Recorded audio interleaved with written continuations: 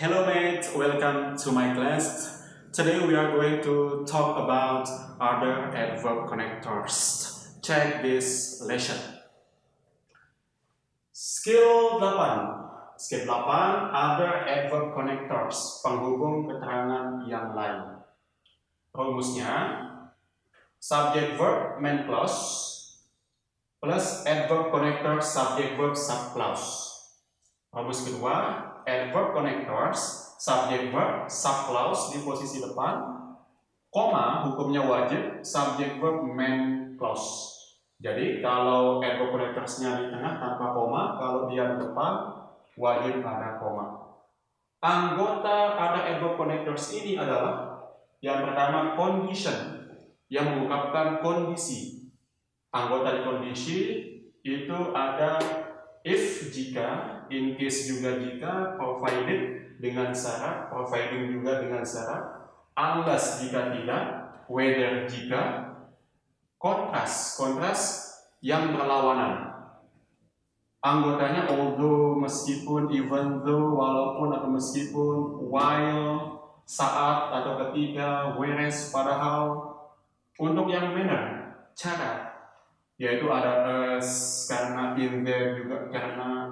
Untuk place, where, di mana, wherever, dimanapun. Itulah anggota untuk other adverb connectors ini. Untuk contohnya di sini kita punya dua kalimat. Yang pertama, Bob went to school even though he felt sick. Kita analisis kalimat yang pertama. Bob di sini sebagai subjek, when-nya sebagai verb, went. To school ini sebagai adverb-nya. Bob went to school, semuanya ini masuk ke golongan main clause. Even though sebagai conjunction, he subject felt verb. Even though sampai 6 namanya subclause, anak kalimat. Contoh yang kedua, even though sebagai conjunction di posisi depan, he subject, felt-nya sebagai verb. Even though sampai 6 namanya subclause atau anak kalimat di posisi depan, wajib ada koma. Bob subject went to school.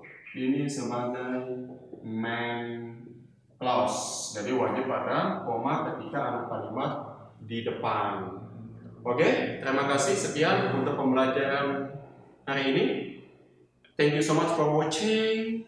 Keep studying and enjoy your day.